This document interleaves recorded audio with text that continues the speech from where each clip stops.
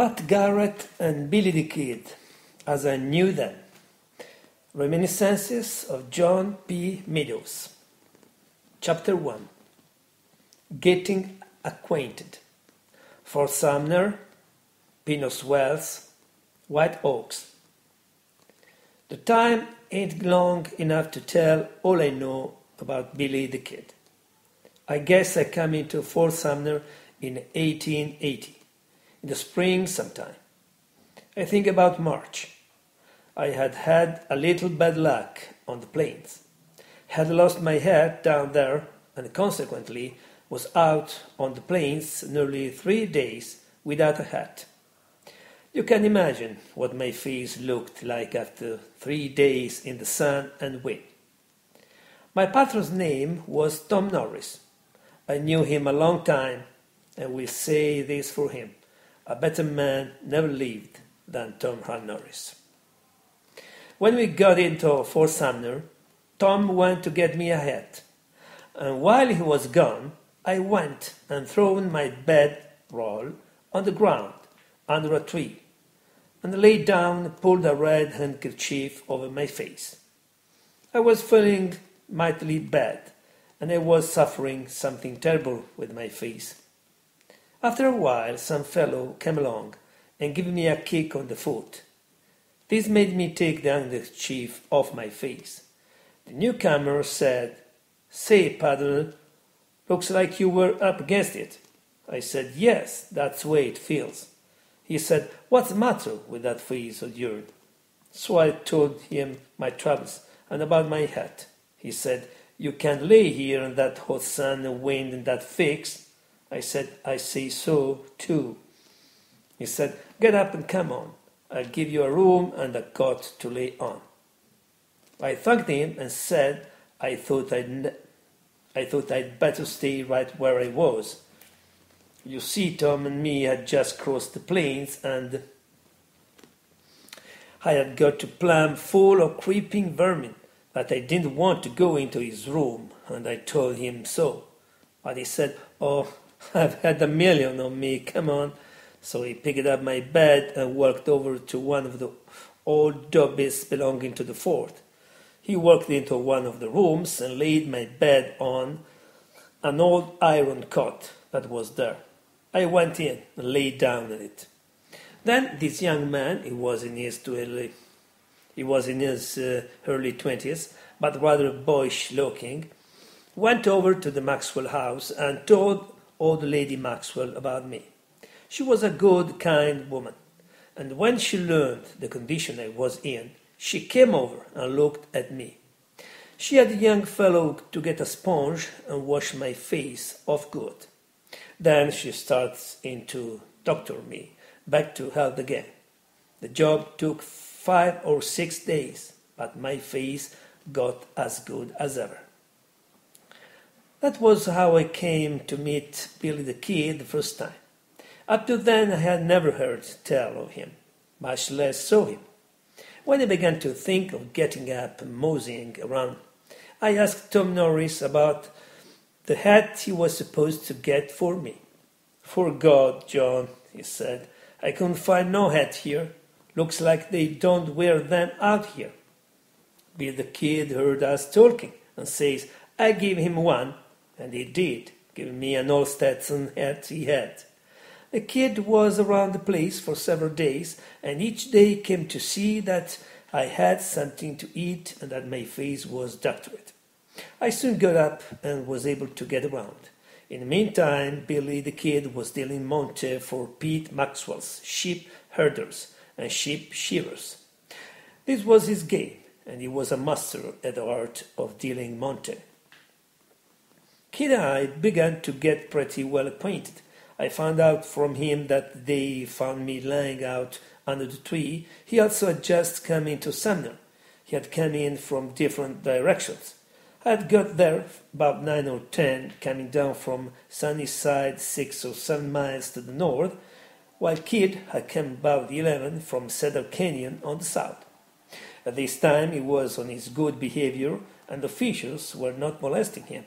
I got to talking him pretty freely, and the more I talked to him, the better I liked him. And to tell the truth, to many when in life he had quite a little personal charm to his friend. I had a few business dealings with Billy, and he always treated me fairly. As he go along, I will indicate that the man who is generally chronicled as having turned outlaw really had some excellent traits, along with some of his bad ones. I don't know how many men he had killed.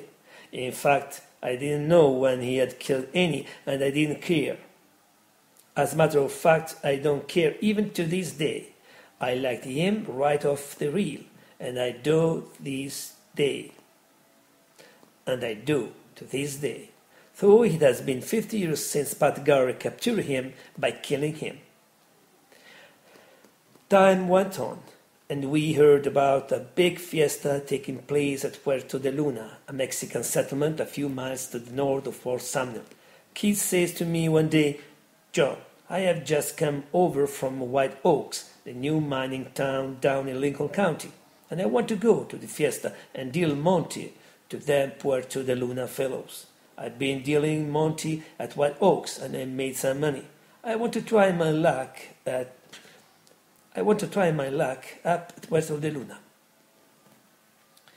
Then he went on to tell me that he had 42 head of cattle, yearlings, calves, cows, and 2-year-olds, and he put the question to me, "How would it suit you to work for me a little?" I said, "Kid, I'd work for anybody if he would give me something to eat." He laughed and said he'd give me something to eat and $1 a day beside if I'd help him take those cattle to Los Portales, where, as he put it, he wanted to start a ranch. I said, "All right, I'll go, just so I get something to eat." My partner, Tom Norris, had got a job driving the mail backboard from Fort Sumner to Roswell. Pat Boone had been driving that line, but they changed him from Roswell to Fort Stanton, and Tom Norris stepped into his place from Fort Sumner to Roswell. So I helped Kid take his little bunch of cows over to Los Portales. The first day's drive with the 40 or more head of cattle brought us to Stinking Springs. We stayed all night there. From there, it took 2 days pretty hard driving to get to Los Portales. I stayed about 10 days alone at Portales without a little bunch of cattle, but things didn't look good to me, leastways so far as starting a ranch was concerned. First of all, he had only 42 cattle, a pretty small bunch. The next place, his location looked like a hideout. It was in one of the depressions common in that country, which you can see from a distance. In this particular one, there were some springs and a rock coral, close to a small cave-like opening inside of the depression. The next day, after we got there, Kid went back to Fort Sumner and then on up to Puerto de Luna. I was left with the cattle. A few days later, a man named Panky came along who lived in the Arroyo Plaza Larga between Fort Sumner and Old Fort Baskin. He brought a note from the Kid that said, "John, I've sold that entire outfit, brand and all, to Mr. Panky in case he likes it. If he does, count them, tally them out, and collect so much." The note gave the prices for cows, calves, steers, and so on. I did just as the note said. Panky liked the cattle, and I tallied them out and collected just what the Kid had put as the price for each kind. I hadn't been working for the Kid long enough to earn enough for a new hat, so I helped Panky drive them back part of the way. As Stinking Springs, Panky pulled out toward Home Cross to what used to be called Hubble Springs. I helped him to get them started on the trail that headed for his ranch. Then I got my pack horse and headed into Fort Sumner, getting there late in the evening. At Fort Sumner there was no store nor saloon at that time. An old man by the name of Jack Bell was postmaster. He was an old race rider whom old man Maxwell, Peter Maxwell's father, had with him for many years. I don't think I ever saw a rougher bunch of men in my life than I found in Fort Sumner the evening I returned. They were all playing poker and drinking heavily. I got pretty uneasy about the $420 of the kids' money I had in my pocket. I went to Buzz to get a cigar box to put the money in, and he didn't have any such thing.